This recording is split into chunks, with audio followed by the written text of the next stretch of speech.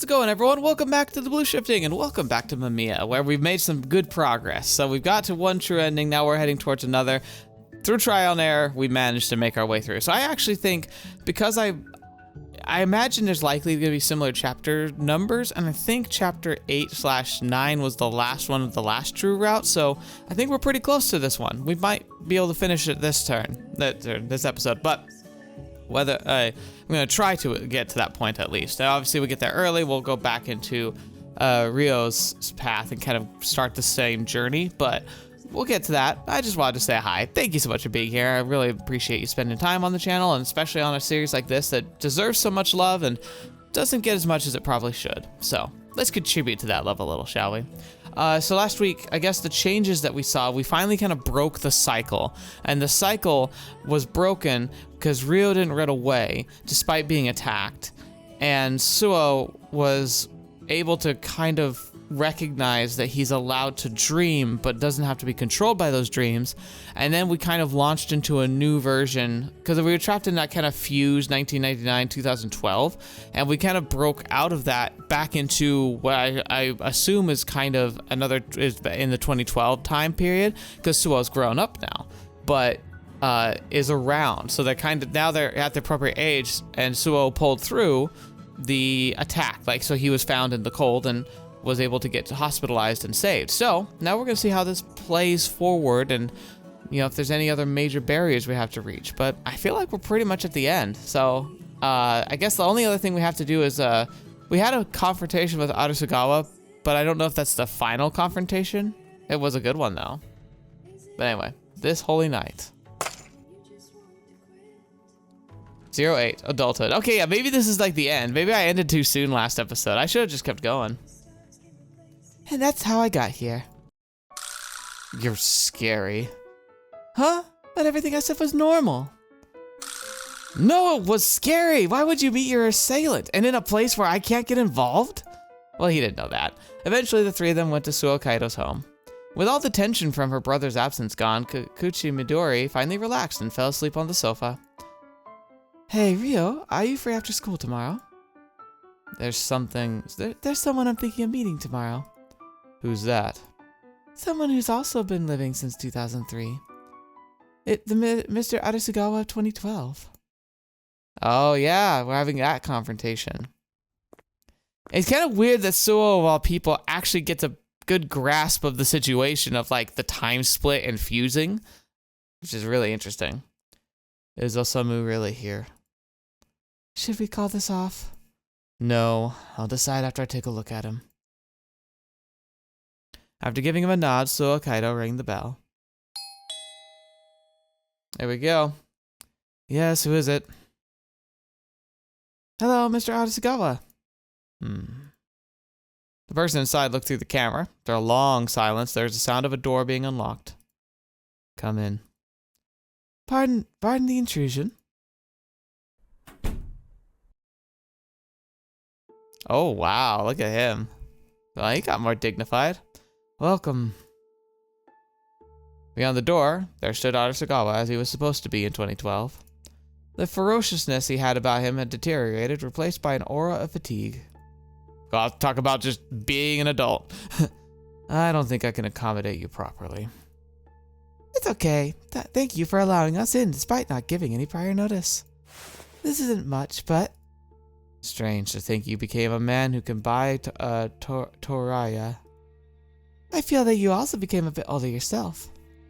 I think it's interesting because like the way his face looks and the way he holds his like his eyes and everything, it actually matches oh shoot, what's his name?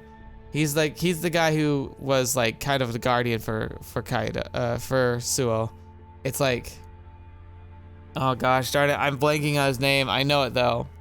But yeah, like, it's kind of interesting how Arasugawa and him, like, they didn't get along really, and how Arasugawa, as he goes older, is looking more like him anyway. Huh, well, I'm over 40 now. Of course I'll age. Osamu. The youth behind Suou Kaido hesitantly showed himself. Oh, is that you, Ryou? Strange to see you so grown up. Kikuchi Ryou's chest began to ache, and he quickly looked away. A study full of bookshelves, a large chair for one person. The wear and tear of it made it clear how much it was used and how many years had passed. Are you still writing books? The wrinkles next to his eyes had grown slightly deeper, but he didn't say anything. So, Kaido, you didn't come here just to have some tea, did you? We settled it in 2004, didn't we? That should have been the end of everything between us. What could you possibly want from me after all this time?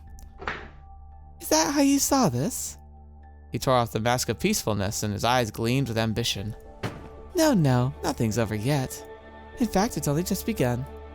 The smile on his face had a hint of greed and the power to fulfill his desires, which he'd acquired by growing up. What? Yeah, that's what I'm thinking. What? So Kaido reached into his bag and took out several rolls of money. What? What? Huh? I bought 30 million yen. Fetch me! What? What? Just casually walked in with 30 million yen, which I believe should translate to roughly $300,000. Oh, what? I want you to write stories for me. Oh. Enough of the jokes. Put that money away. I'm being serious, though. Arisugawa Osamu looked up at the ceiling with distant eyes. I can't write stories anymore. His grieving face was touched by a cold wind of a snowy day. He vividly remembered the scenery of it nearly a decade ago. The crime he'd committed, the line that shouldn't have been crossed. That day, I was abandoned by the god of writing and... No. You can write just fine, can't you? While Arisugawa hung his head and seemed all somber, so Kaido looked at him with a puzzled expression. Why do you think that? Suou. You wonder why? So Kaido reached into his bag again, took out a new book. It was under a different name, but you wrote the Jidaigeki novel just last year, didn't you? Arisugawa was nailed still, turned blue, and began sweating buckets. How did you know it was me? The writing quirks. Holy crap. Kikuchi Ryou's hair stood on end.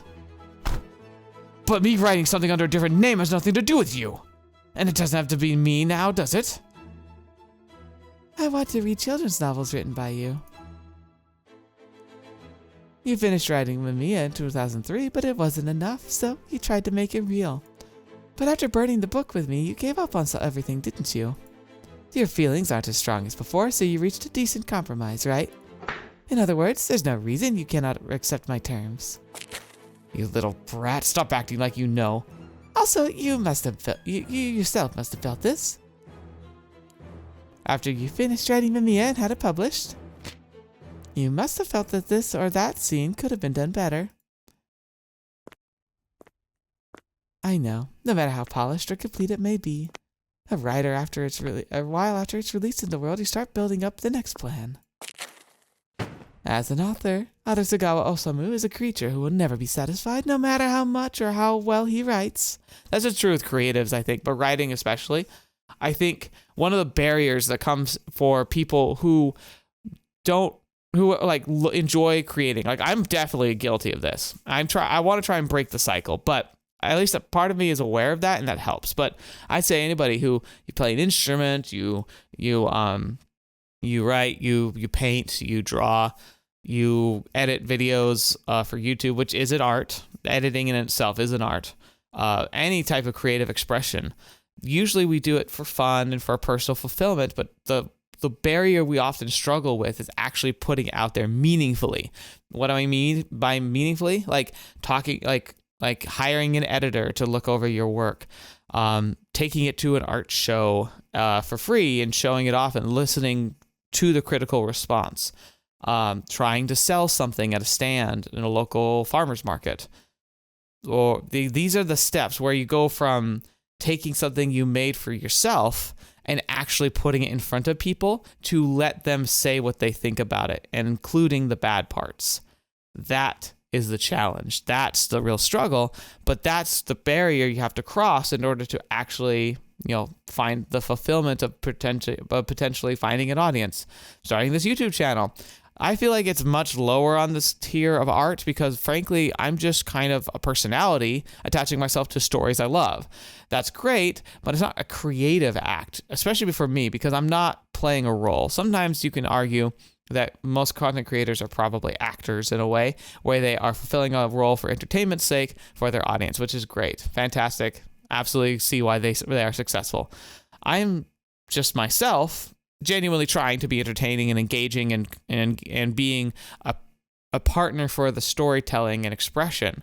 But I also think that there is limits to that type of approach, that somebody who's more artistically creating a content on YouTube would be able to break through.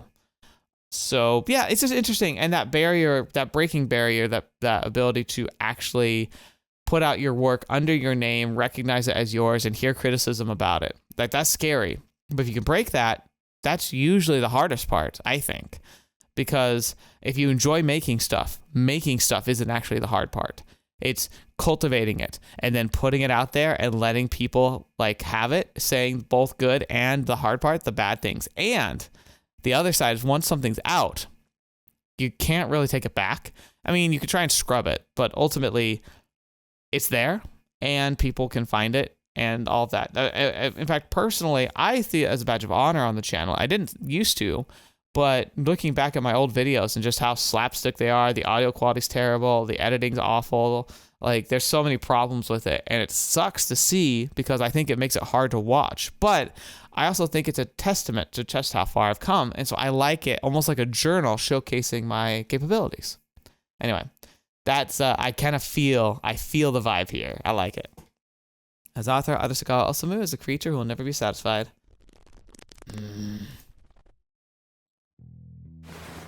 So, right for me. The air became lighter, but the Dominator's strings were still taut. Adesagawa Osamu couldn't breathe for a moment, but finally he looked up.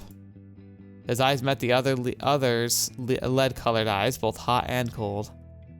You've been stripped even of your right to atone in a cell, and this is the best way you can redeem yourself. As I said, I will maintain hope for this world. And I will maintain hope for you as well. Suou Kaido was a dark king. The prince of land and night had grown up and now reigned over Adesagawa Osamu. Oh man. He gulped down the past, good or bad. I'm done. I lose. You beat me. And so all he could forcefully paint the future with was the hope stemming from his ego. I sure got a troublesome reader here. Can't put down the pen even if I want to. I know you always have a weakness for your readers. Huh. The sense of the coming fatigue made his shoulders feel heavy. Still, there was a part of him that felt excited. You shouldn't abuse your elders like that. What are you saying? We lived for 80 years. You can still change course. The warm light once lost in the snowy mountains was coming back into the palm of his hand. You're telling me to give you my whole life. Yes. Okay. Please keep writing stories and keep loving fantasies. Never stop writing for as long as you live.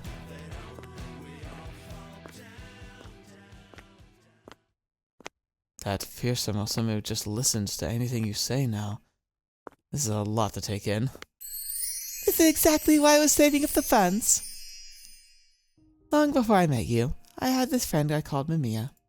I don't know why Mr. Adesagawa tried to make a connection between MAMIYA and you, but MAMIYA isn't that terrifying thing that was forced upon you. Yeah, I know. MAMIYA is at my side right now, actually. Huh? You mean Mr. Adesagawa? No, it's nothing like Osamu. It's a child wearing a rabbit mask. I see. So that was your MAMIYA. Tell me, was MAMIYA a good entity for you? I'm not sure. I still find him kind of unpleasant. But he's something I can't do without, for now anyway. I'm glad to hear that. Hey, there's actually another thing that happened after you disappeared in the AC of 1999. Hey, MAMIYA? You're there, aren't you? Show yourself. What do you want? I just feel like it's unfair that you're the only one who knows why Suou Kaido is here. Fine, I'll talk. Even if you saved me in 2003, I was supposed to die in 1999 because of my sleepwalking. And the one who gave me his life to save me was the thing that you and I have in common, MAMIYA. Oh, is that why MAMIYA turned invisible for him? Beyond the light, there was more ocean. The seawater was cold and it hurt so much it was hard to move. Ryou? Strength drained from his body. Oh. The waves rolled in, taking him throat deep. He could no longer touch the bottom, was being forced further out. Let's see. So Kikuchi Ryou safely got back to 2012. And Suou Kaido not dying here are two unrelated things. This is the result of his sleepwalking. Help! Help! The sea chose someone to die. Help! As his head was submerged, he thought he was a goner. But then a strong arm pulled his wet body up. Kaido! It was a familiar voice. Actually, I was putting it lightly. It was the voice he'd been hearing since he was born. The voice began belonging to an invisible man he could only ever hear. MAMIYA! Oh. Oh my gosh. Yeah, okay. I think this resonates with my theory. I thought that the stranger in the locked room that Natsumi contacted in the Trichiliocosm, he was locked away for being a transgressor, for breaking some kind of law. And eventually he was eliminated, right? But he was the one that gave Natsumi the key to interfere in stories. He's the one that taught him how to go to the bottom level, right? But he got in trouble because he was doing that. And maybe he'd been caught interfering earlier on. And maybe this is the first time he did. Maybe he broke through because he was watching Suou, and Suou went into the ocean, was going to drown. And he interfered and saved him. And that was the beginning of what MAMIYA was going to become, because after he did that and realized that he could interfere in people's lives and help them in a material way, that he went about finding people whom he was fascinated by, whom he cared about, and trying to save them, inadvertently creating the MAMIYA illusion. But this must have been the original, the origin point for MAMIYA, the first time MAMIYA interfered directly, right? Or maybe not, because it was supposed to be 1999, which was the same year he was interfering with the others. But this still could have been I imagine this is related, which is really cool. That means Suou had connection with the true form of MAMIYA. The waves crashed, the rain stormed, and within it, MAMIYA Yumehisa embraced Suou Kaido. Kaido, are you alright? MAMIYA, why are you here? I've always been here. Even if you hate or reject me, I've always been with you. Sorry. Don't apologize. How come you're here after everything I said to you? Because you're my best friend. The waves were relentless and he couldn't feel his extremities, but he didn't care about any of that. He simply used the power he had left to embrace the man before him. Oh, so this must have been his last act. It felt different this time. He could sense the other's frame in his arms. There was a tangible warmth. I don't care if it's just my imagination. I finally got to have you hug me. Please live on, Kaido. I was chosen. Don't go. Stay with me forever. MAMIYA said nothing. No, don't die, MAMIYA. He shook his head and smiled. I'm satisfied. So this was what MAMIYA's face looked like. Seeing it made him drop his guard for a moment, and when the larger wave came, it made him let go. MAMIYA! Live on. I won't let you die in 1999 or later. Live on for a long, long time. Maybe that was the true taboo he really broke. He prevented those deaths. He had this strange feeling that those were the last words he would ever say to him. Hey, MAMIYA! Though the saltiness of the water was burning his throat. I finally realized. He inhaled more oxygen and continued to shout. I realized that I don't have to give up on fantasy, hope, or you. MAMIYA, I'm sorry. You've always been with me, and yet... You've always been my friend, yet MAMIYA, thank you. I love you. With MAMIYA's face buried by the waves, he couldn't see his expression upon hearing those words. Snow was falling on the holy night of 1999.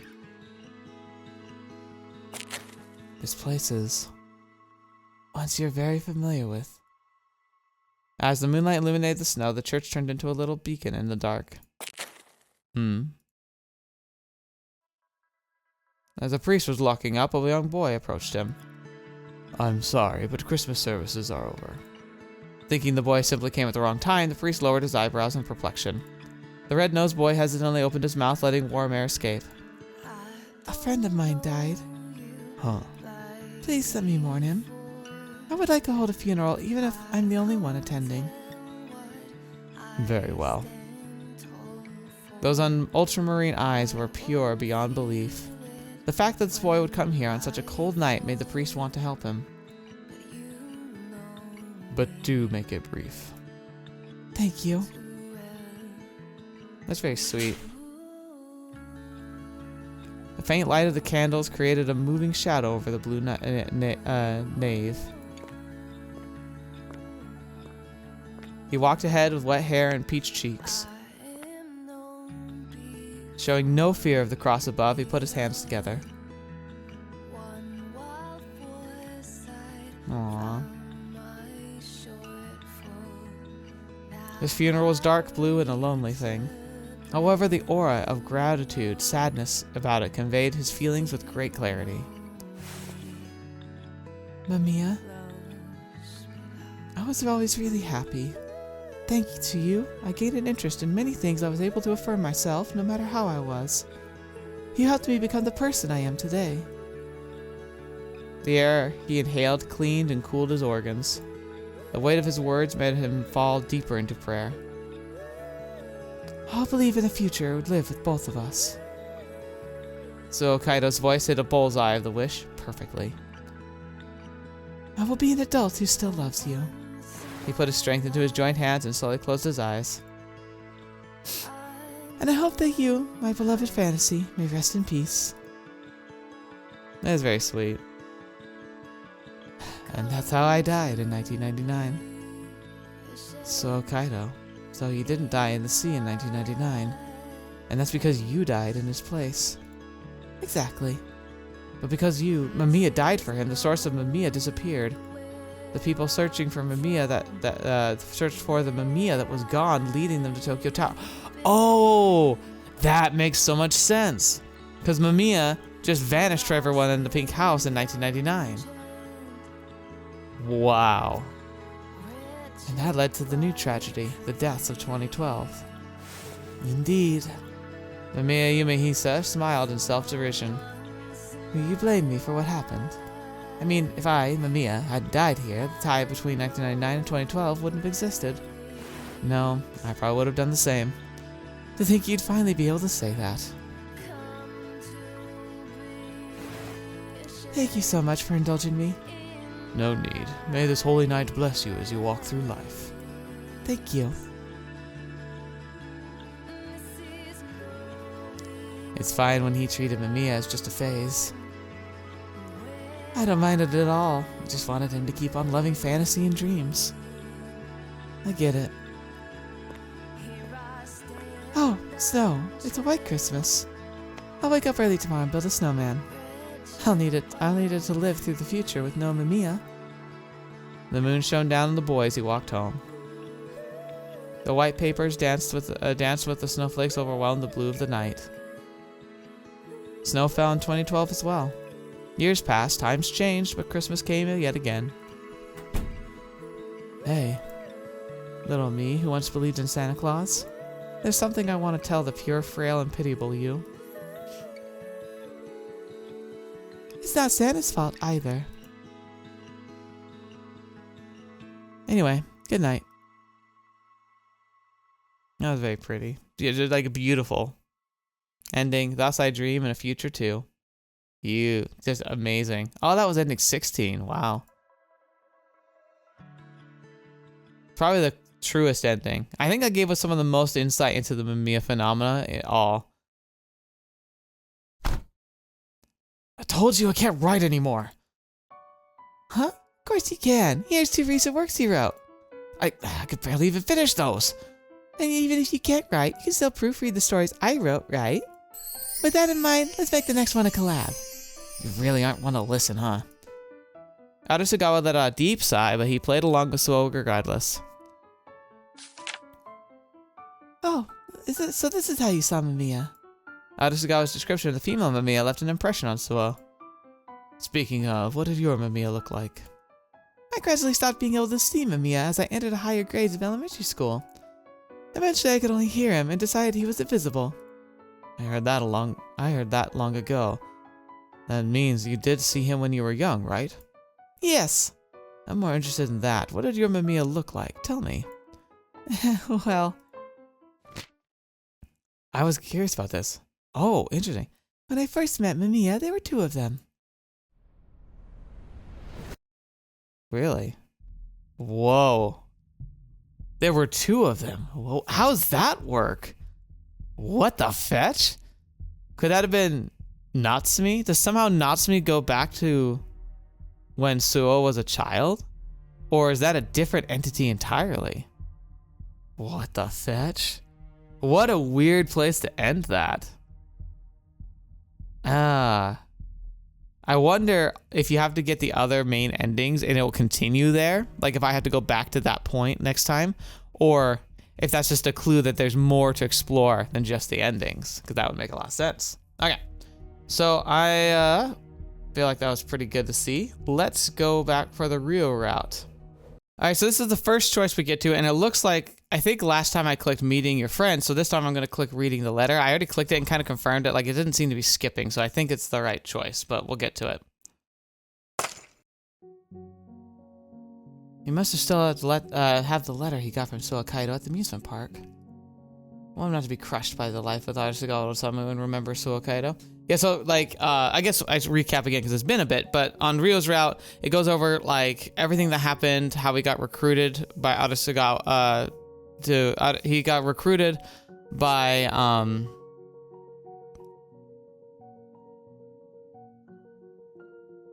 okay, he got recruited by Samajima, I remember his name now, like, kind of brought in to start meeting with Suou, realized that like the union and kind of like their past and how he inadvertently killed Suou, and then he kind of grew up. He had his altercation with his mom, and his sister got taken, and Arasugawa kind of took her in, and now he's taken him in, but is like kind of manipulating and crushing his like will to like exist. And so yeah, that's the state we're in here. So we're trying to see if he can break out of that. That should cheer him up. And you want me to suggest that? Sure, I'm sure you don't like seeing him so down either, so help me with this. Well, I don't mind, I just gotta make him read the letter, right? MAMIYA agreed more readily than I had expected and approached Kikuchi Ryou. Hey Ryou, you seem pretty down. Wait, huh?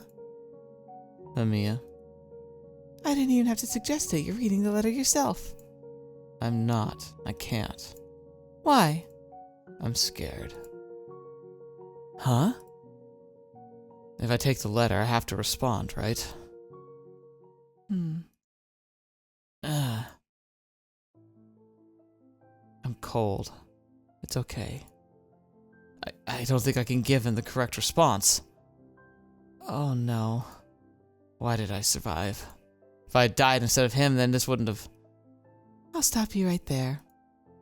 Even though MAMIYA stopped him from continuing that thought, Kikuchi Ryou merely smiled in self-derision. It's like a tag with placed at the very front of my brain. I know I gotta do it, but I postponed it, and instead I just look at it every day, which means my heart aches even more.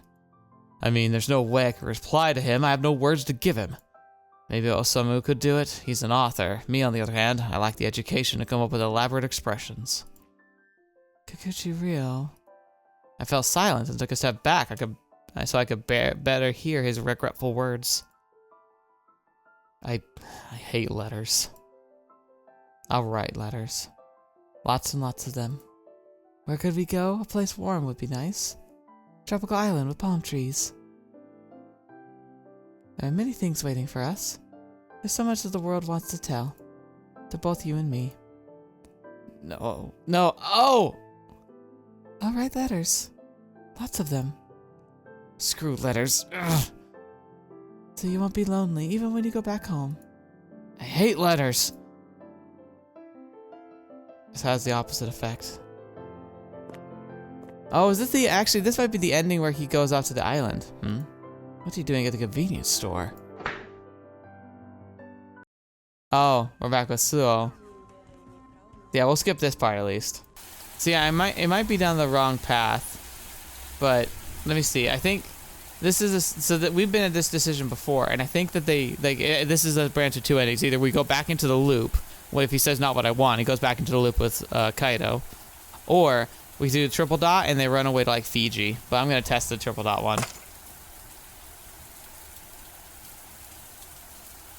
Don't have the strength to conquer this fear. Please let him rest already. Yeah, I was right. This is just that ending in Fiji. Alright, so yeah, I think maybe the reason why I dodged the actual one is that meeting your friends is the route we need to go. Nope, I was wrong. So those two choices, they don't actually go anywhere different. So it's here, so it's gotta be the not what I want choice. We have done this before though. I do. Yeah, this is what I think sends us into the loop, but this is like, it's acting like there's a choice here, but there's not another option. Why? Why isn't there another option here? Maybe I have to unlock it? Yeah, I'm pretty sure this sends us back into the loop. Okay, so this is different. Well, not different, but this is another choice. I forgot that there was like a choice section here. But it is going to talk about the loop again. Get killed at the sea. Just like Suou Kaido in 2003 gets stabbed in the stomach. They died the same way. Is that something I should write off as a coincidence? After all, they both are each other's assailants and victims. Suou Kaido died in 2003 in the snow because of a wound made by Kikuchi Ryo stabbing him. And in 1999, Kikuchi Ryo died at the sea by Suou Kaido's hand. What a complicated karmic connection. Sevesto Kikuchi Ryo from 1999 is taking on the karmic debt from Suou Kaido's death in 2003. Why did I survive? If I had died instead of him, this wouldn't have... It was just like you wanted that day. Was it really though? In this world of karma, the chronological order of the eras held no meaning. Now 1999 and 2012 were blended together. The thing that happened first would be... Alright, I'm gonna save again because I'm sure I'll have to mess this up.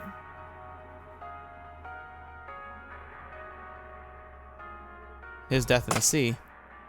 The first is Kikuchi Ryo's death in the sea in 1999. In terms of karma, Suou Kaido's death in 2003 seems like it happened first, but actually predated by Kikuchi Ryo's death in the sea. If I wanted to extend Suou Kaido's life so much, I was hyper-focused on how to prevent his death in 2003. But two lives surrounded by bleeding and death, the karma has an origin. It doesn't begin with Suou Kaido dying, becoming the victim, but the time Suou Kaido murdered, becoming the assailant. I suppose it's all good, but it's only a dream after all. And they do say that it's good luck to kill in a dream. The future in which Kikuchi Ryo was killed. No. Why? I don't want this. I don't want to kill him. He'll die. Well, that doesn't understand. People die if they're killed. That was the cause leading to the effect that created the past in which Suou Kaido was killed. Suou Kaido died in 2003, and to know why, there were things that there are things that have to be revealed. First, who the assailant is. Based on what he just said, which I'm going to save again for safety, it was Kikuchi Ryo. Kikuchi Ryo's the assailant? Yeah, that has to... No, wait. Oh, I messed up. Suou Kaido. Yeah, right, that's right. It just told us that. Why was I was stupid. It wasn't... It was Suou stabbed first because of the way the order. The assailant is Suou Kaido. When did it happen then? Well, it would have been 1999, right? I'm definitely on the right track to get to the final ending because this is confusing. It was because Suou killed Kikuchi Ryou at the sea in 1999. That karma caught up to him and killed him in 2003? What a strange karmic connection. That means that only one person can prevent Suou death. And that's you, Kikuchi Ryou. The relationship was generally positive. The split chores and helped each other live better lives. At least until they received a sudden visitor. Oh, wait, it feels like this is going down the same route. Yeah, because we had this exact relation, right? Welcome back. Mr. Samajima, I haven't seen you since the amusement park visit. Samajima Sotoro. May I come in? May I come in? Of course not! Yeah, this is exactly the same situation. Okay, I'm confused. Is this gonna go to the same ending that we had?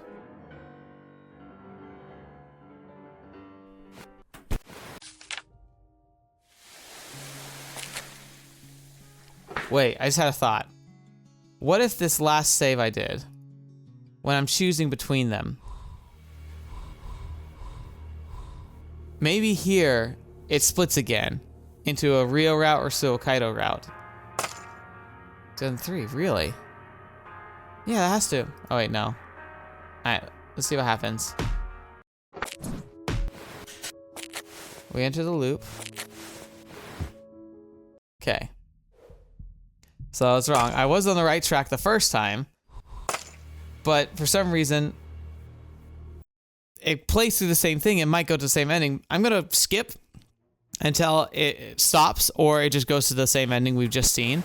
In which case, I don't know if there's anything else we can do at this point. It seems like there might have been like that branching point again where it only gave me one choice, but I felt like there should have been a second one. Maybe that's the goal. Maybe that's the ticket. It's like we have to unlock that new branch off at some point there.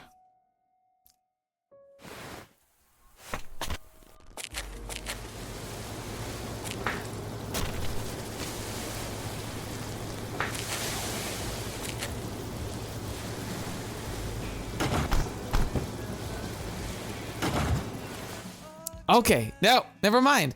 It plays through that same thing, but I guess it's playing on the idea that they are so intrinsically like linked together that their stories just run parallel like half the time. But now we're flooding off and we're finally on the right path. When he got up there, silence all around. He couldn't even hear the rain. The sandy beach was oddly warm. He didn't even want to part with the sand touching his cheeks. Where am I? Where's Suou? Kikuchi Ryou. He looked up to where he saw his name spoken. There, he saw a pair of ruby eyes that looked like they were on the verge of tears. Before he could finish, the man pulled him by the hand and embraced him. The golden curly hair reminded Ryou of dandelions in the sunlight. I knew you could do it.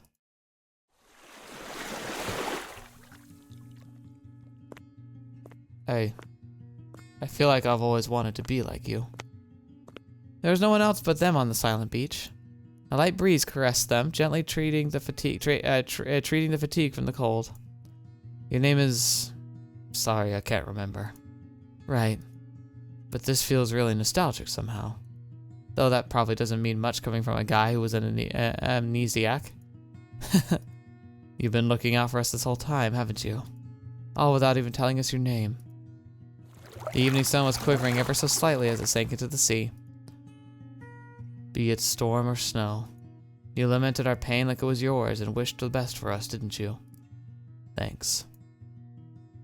All I did was selfishly make you act the way I wanted.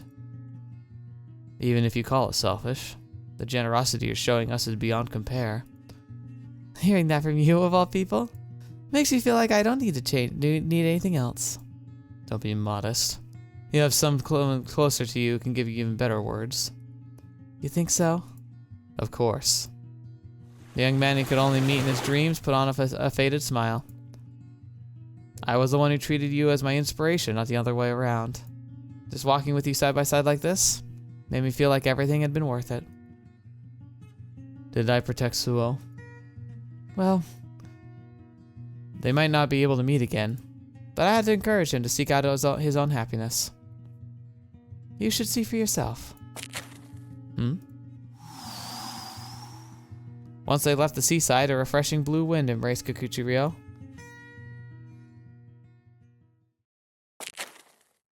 Their gazes met in the middle of a windy plain. Eyelashes of gentle blue and dark brown are swaying intensely. I've been looking for you. Same here. I think we did see this one already, right? Yeah. Fused again. Now another choice, so I better save. But I want to believe their wish will be heard. Again.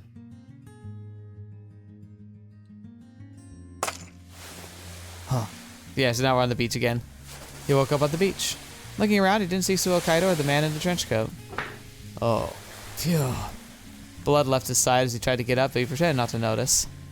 I remember everything. This was 2012, where he had a precious sister. And he certainly couldn't forget his ties to Suou. What a relief! He was able to get back to 2012! I feel like I rewrote fate and got a happy ending, but this just solved one of the problems. There were still many issues he'd left behind in 2012. Like the one surrounding Arasugawa Osamu and Kikuchi Ryou. Can I forgive Arasugawa Osamu for what he did? A terrifying thought entered my mind. Am I able to give him a punishment? Ooh. Now that sounds like it'd be a dark choice, like a bad ending. I would want to reconsider. I think it'd be interesting for him to punish him, but nah. No, I need to rethink this. I can't let myself act so arrogantly. First, I should hope that Kikuchi Ryou is safely delivered to the hospital. And so, Kikuchi Ryou was brought to the hospital. Ugh. After an emergency treatment, he briefly fell into a deep sleep. Ryou! And then he was reunited with his sister. Midori, finally I get to see you. That hurts. Hey, I'm the one who wanted to hug you. Sorry. Ryou. Osamu. Huh, glad you're alive. Thanks. Within the evening courtyard, the dry sheets were gleaming in the light. The two silhouettes peeking out from behind them belonged to Arasugawa Osamu and Kikuchi Ryou. You didn't want to go back to my place. You don't want to go back to my place? What are you saying? I can't pay the hospital fee, but I'll work to earn it back, so let me just live with Midori. The child could barely find the right words and didn't know where to look, and the adult didn't fail to notice that. He grabbed him by the shoulder, standing in his way and making him the only thing the boy saw. But we're family now.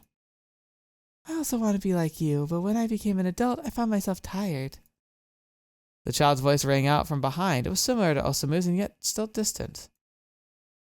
When you need to think about how to fend for yourself, you'll need some kind of respite to get through things. That's why I want you to be with me. You're my form of respite, after all. Do you really think I'll just say yes to that? When the words coming out both sides were met with that response, the adult was perplexed. You won't? The grip on his shoulder became painful. He trembled as the Jenga tower as his pride began to collapse. I'm no longer just a child who needs your protection. He slapped away the other man's arm and ran into the sea of sheets. The shadow of the arm was long and ran beyond the curtains. The wind blew, raising the cloth and causing the sun sinking in the west to make a square shine. Exactly. No one can keep treating you like a child forever.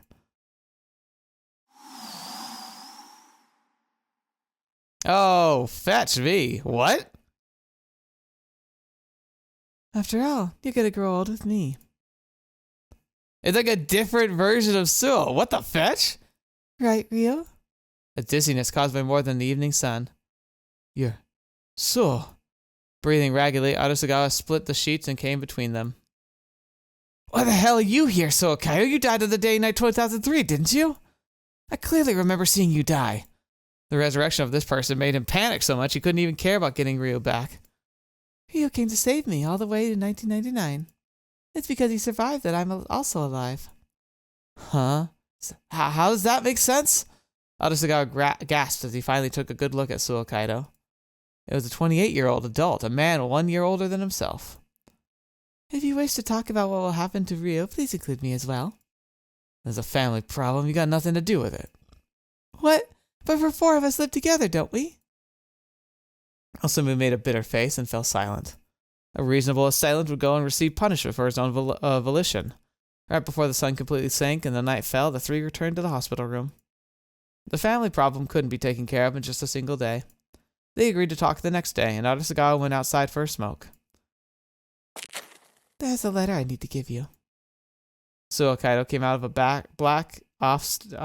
took out a black off-standard letter. It's from Samejima. Did you come here to give me a letter from someone who tried to kill me? No, I wasn't planning to give it to you. But I felt it was sad for a letter not to reach its destination. My role is to give it to you and convince you to avoid doing anything dangerous. Ryou, do not accept the invitation in that letter. Samejima must have remembered Ryou writing letters while under the house arrest. That was very like him. Ryou opened it and looked over the ugly-looking text. Samejima Sotoru was a terrifying man. He lacked Arasagawa's reasoning skill and social ability, so he could discard everything for the sake of his desires. Once he was done reading, Kikuchi Ryou fell silent before looking up. I've always wanted a peaceful life. A life where I don't need to be afraid of someone opening the front door, or stay alert while sleeping. That's what you'll have. Once you're discharged, you go back home, you'll have the peace you want. Well, when I lived in 1999 without my memories, having forgot all the things that binded me, I remembered the real me didn't actually want peace. Huh? It's messed up, if I say so myself. I hate violence. I've always found it scary how it made me feel like a car without brakes. I do want to live in peace, honest, but my soul is seeking the fire to settle this. That's just how I am. Do you want to die? Of course not, but it looks like I'll actually like myself when I'm tossed around by absurd violence. He grasped the dark invitation and grinned slightly, making the man sigh. Yeah, I knew you wouldn't listen to me if I tried to stop you. Despite what he was saying, the expected response actually made his heart dance. I have no item to give you that would help you win against him. I'm still bad at fighting too. But if there's something I can say, he's more open to conversation than you'd think. He's lonely at heart. That man, seriously? After saying that he'd kept that in mind, Kikuchi Ryou fell silent. He focused his mind on thinking of a counterattack before the promised day came. They're gonna meet in the grove. A few days passed and his wound was healed so fast it left the doctors positively shocked. Reading the black letter, he rubbed Midori's head. She'd fallen asleep after coming to see him. I wonder what you're dreaming about. He pictured a warm place where he lived with her. Something he'd never wanted broken again. Something that had to be broken to proceed. Both were necessary. I won't run. Oh, it's kind of cool to call back to that scene. It's all so I can go back to that place where my family waits.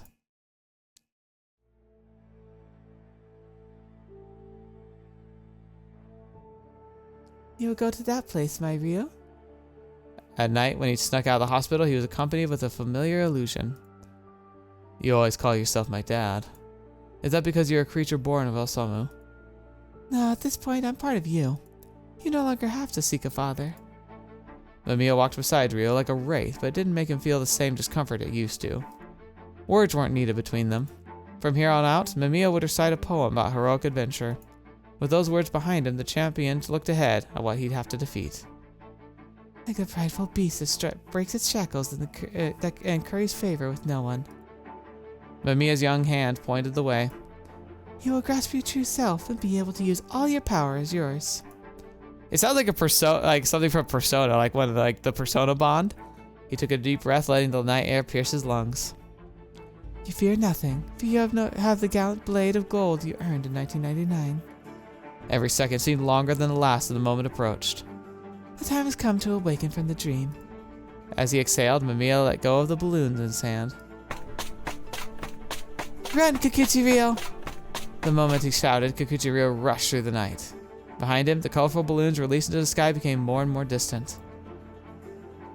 Guess it's hard for us to keep holding on to the air full of dreams. One more time. Alright. It'll probably go a little long. But end of the rainbow? Should be the end of the story, right? He was found the moment he arrived at his destination. The man with the car behind him had a smile that was clearly visible even in this darkness. I've been waiting for you, Kikuchi Ryou. When he opened the door to the passenger seat, Ryou simply climbed inside. The scenery whizzed past like a light flashing before his eyes. The artificial traffic and the streetlight drew an arc as they passed. The damp highway was sliding through the lower area of his vision. There were no background music. The only sound between them was that of the large car slicing through the air. Eventually, the massive bridge came into view. The bridge was a manifestation of human wisdom. Do you like rainbows? As they passed through the middle of the bridge, Samajima Satoru asked the question. Not really. If anything, they're just weird. Is that so? It does truly seem like your soul bears many similarities to both mine and Mamiya's. The romantic scenery was constantly ringing alarms in the distance. The soft lights weren't giving him a way out. Ignoring the scenery, Samajima Satoru talked as if reading a poem. Let us talk. Next to a cliff tower that seemed to touch the lead clouds above. Wow. I am certain you will come to like me. A judging monologue, gazing down the bleeding sheep below. Spread out the enshrined mind and turned it to soup. Consumed it all as though it was of no significance. We are capable of that. Kikuchi Ryou merely stayed silent and listened to words that sounded almost like a confession of love. The dark water below the bridge was taking it all. Here we are. Let's walk from here. They stopped at a port with a clear view of Tokyo Bay. They walked toward the area where fewer people, where the dark swallowed the light. With ghost-like steps, they walked ahead. It's pleasant beyond words. Can you understand this joy? His smile was like music that didn't exist in this world. I can't. How sad, said Samajima with an exaggerated tone as he moved his slender limbs. The warehouse was perfect for them, was right here. Is anything the matter? Once he was struck in the square jaw, there was no going back. No. He had no intention to run. Kikuchi Ryou didn't need to be told anything or get brainwashed for this. He was born under a star that made him despise running away. Let's go. After all, he was originally the one doing the hunting. The moment he stepped into the warehouse, a hook flew to his left cheek. He saw that coming. He moved his center of gravity, pushed it aside, and put power to the leg to pull away to kick Sotoru's side. Chuckle from above, and the man who didn't even protect himself was sent flying like a rag.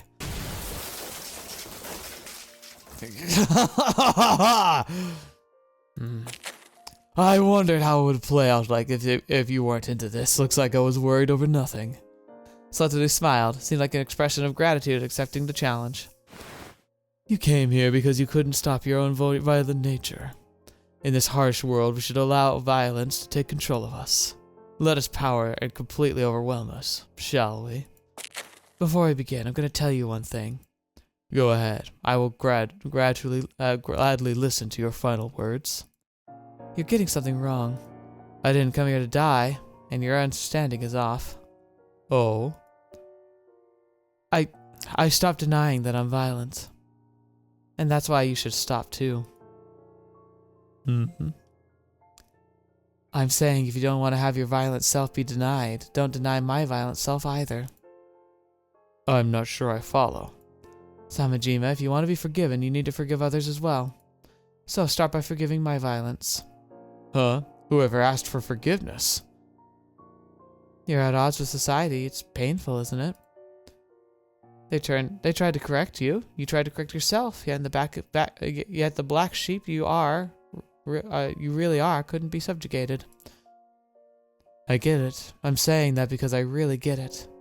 By accepting me as I really am, you'll be able to forgive yourself. Huh, is that so? Such disappointing words. He raised his arm and twisted like a whip and went to crack open Kikuchi Ryou's skull. It's the same. With a dull sound, a powerful impact was cancelled out between the arms. One could see their eyes. The hot sparks between them became fists that touched the tips of Samajima's nose. You couldn't do this with Mamiya, right? Fighting to the death, I mean. You have an immortal, vulgar, and crappy dream that no one in society would approve of. Kikuchi Ryou spat out those words before looking straight at him again. And I'm gonna make it come true. Haha. The blood flowing from his nose touched the edge of his mouth, cracking open in a joyful grin. Bring it, Satoru. Forget peaceful days and bright futures. Look at me and only me. Oh, fetch me. Look at that.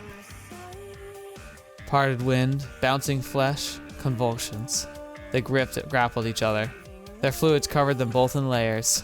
Violation, slacking, followed by punches. They breathed evenly, eventually becoming rhythmic. There's a sense of unity in their damp sighs.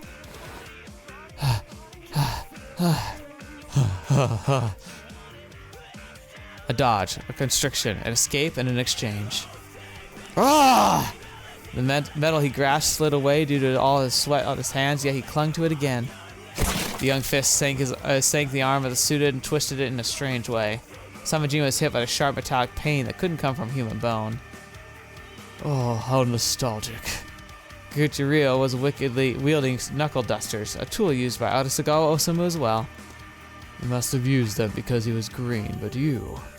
Now that he was overflowing with adrenaline, the pain was but a slight inconvenience. He gave up on the broken arm and tried to kick Kikuchi Ryou's body away with a roundhouse kick. The strike that came from the bones supporting his lone legs and his heart muscles. It smashed into Ryu's back, resulting in pain that made him feel like he would burst open. Before collapsing, he fixed his stance and twisted his body to punch Satoru's solar plexus. The fist twisted into the pit of his torso, seemed to mess up his insides. The vibration coming from that fist, devastating the flesh underneath his clothes, and an immense joy came from right where they were touching.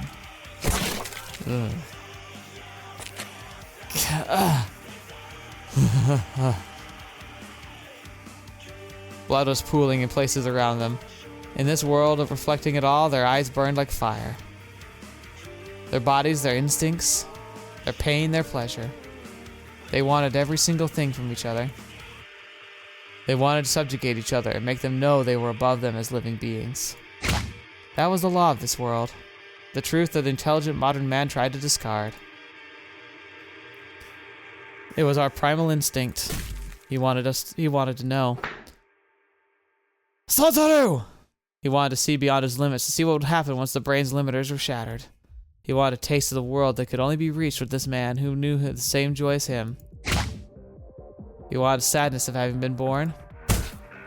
He wanted the joy they could never have. He wanted to be his hopeless beast that ravaged him. More. Satoru, there's more to you than this? You're not being serious, right? Kikuchi Ryou smiled in a way no one had seen before. He was like a rare cryptic beast that had never been released from his heavy shackles. Samajima Satoru was overcome by deep emotion. For some reason, he became so unreasonably happy and nearly brought him to tears. He wanted to crush him. I like you. He wanted to dominate him. I like you so much. He wanted to subjugate him. In that moment, their minds contained nothing but each other. Arasagawa Osamu, Suou Kaido, Kikuchi Midori, MAMIYA, all these were either the past or the future. In the present, there was only flesh in Kikuchi Ryou and Samajima Satoru. The man responded to the confusion by spitting out saliva and blood. The response was more than enough. They were the beasts mankind would be if they abandoned civilization and morals. They wanted to love each other as pure animals that they were. Their scorching violence included.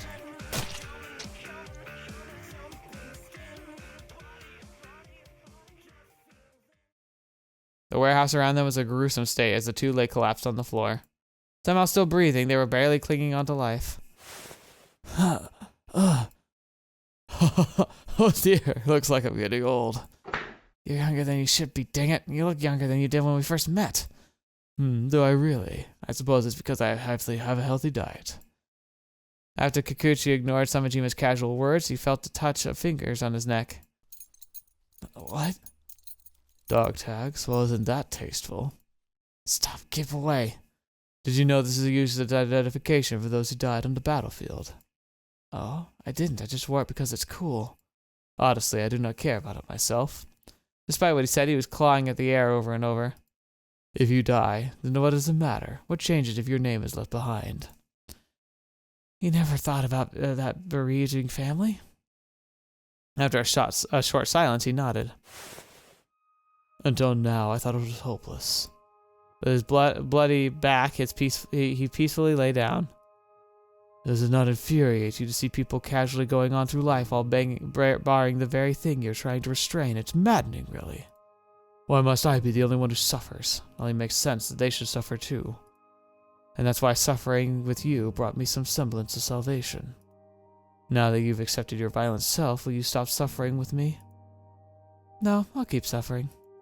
But I won't use society or common sense as an excuse for not being able to restrain myself. Whatever I do, I'll take responsibility for it. That's the real meaning behind not running away. You truly are detestable. The tall man slowly got up. You're saying I should turn myself in. You didn't get punished for killing MAMIYA, right? And for the harm you did to me, you'll be judged by society according to the rules. Kikuchi Ryou looked right at Samajima Sotoru's face and put on a brotherly smile. I'll visit you. In jail. Very well. It was a mystery why the 17-year-old boy knew what Samajima Sotoru truly wanted. The morning light spilled through the warehouse door, shining on their wounds. Someone's here. Wait, is that blood? Are you okay? Oh, finally. Sorry if it's a bother, but could you call an ambulance? You're alive! Okay. Phew. I hope we're still breathing by the time it arrives. What do you mean? We'll keep on living for a long time after this. We'll live on, wake up tomorrow, repeating our unchanging every day. Even more light flooded in through the open door. It seemed almost burned Samajima's face, and when he turned away to not be blinded, he saw a beautiful rainbow bridge shining white in the morning light. I'm feeling both lucky and happy.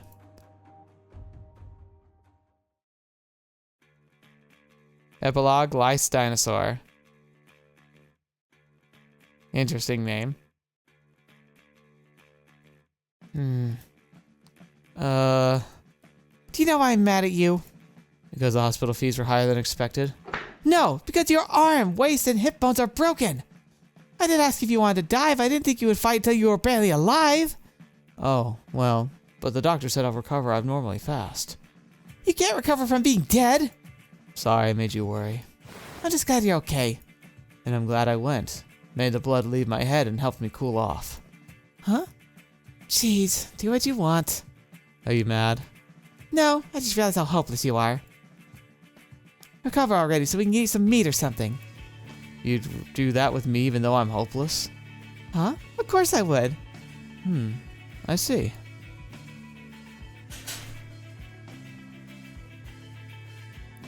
Oh, look at him. I didn't expect the day I'd see you like this actually come. I told you I'd visit you in jail, didn't I? And yet you failed to do that for 9 whole years? Yeah, well, I don't know crap about how time flowed for you. How mean. You truly are Ryou. I had no idea you turned yourself in after what happened in 2003. I did, yes. I was jailed for kidnapping, confinement, and murder. The moment I saw Kaito holding you in the snow, I turned and went straight to the police. You didn't kill anyone, and Kaito's alive? Is that so? That's wonderful news. I went to see my mother. I see. I hated her, and she caused me so much pain, but once we were separated, I no longer knew how I felt about her. Even so, Kaito told me I didn't have to force myself to patch things up with her. He was by my side and told me I should keep distance from her for now. You mean? Anyway. You two sure get along. He said I can forgive her when I feel like it. That's what I wanted you to hear. You may have forgiven my violence, but can you do the same for your mother's? I'm not sure. But I'll settle things before I die. You got the letters I sent you, right? Yes, without any issue. So write a reply.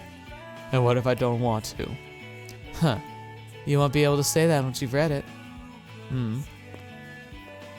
Oh dear. I thought you'd have learned your lesson by now, but you keep giving me reasons to remain attached to you.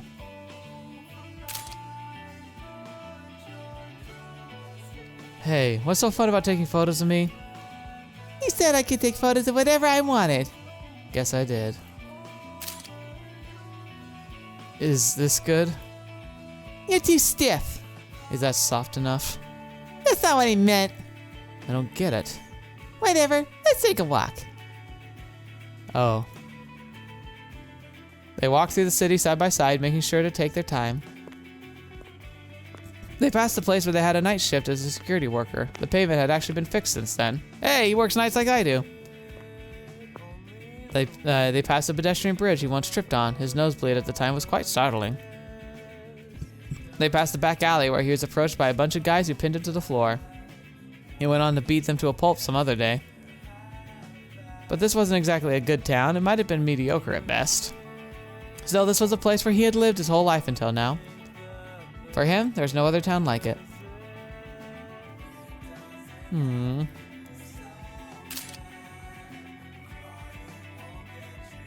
Hi, Kato. What's in the bag? Paper bag.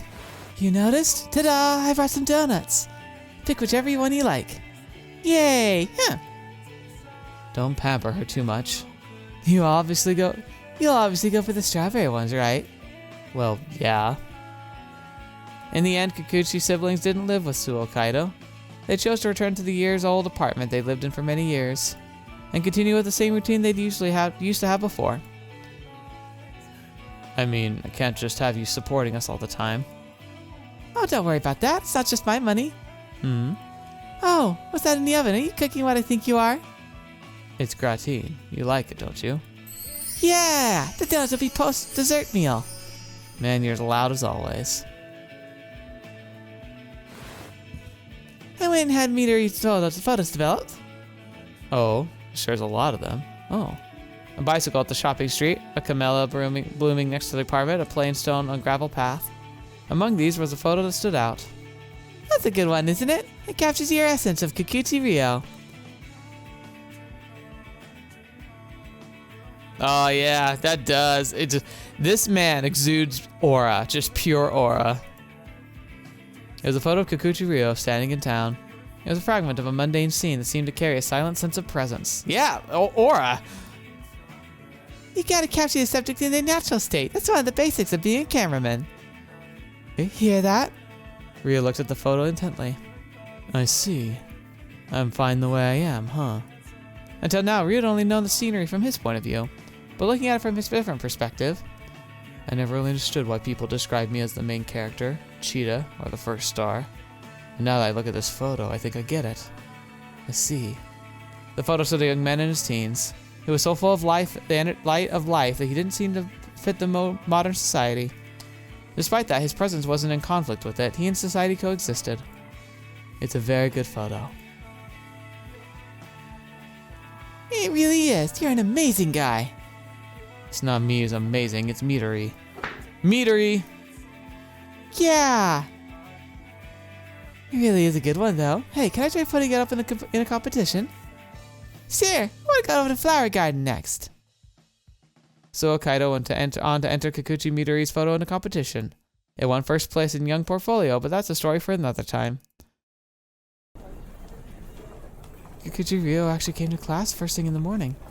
It's the first time seeing him with a backpack.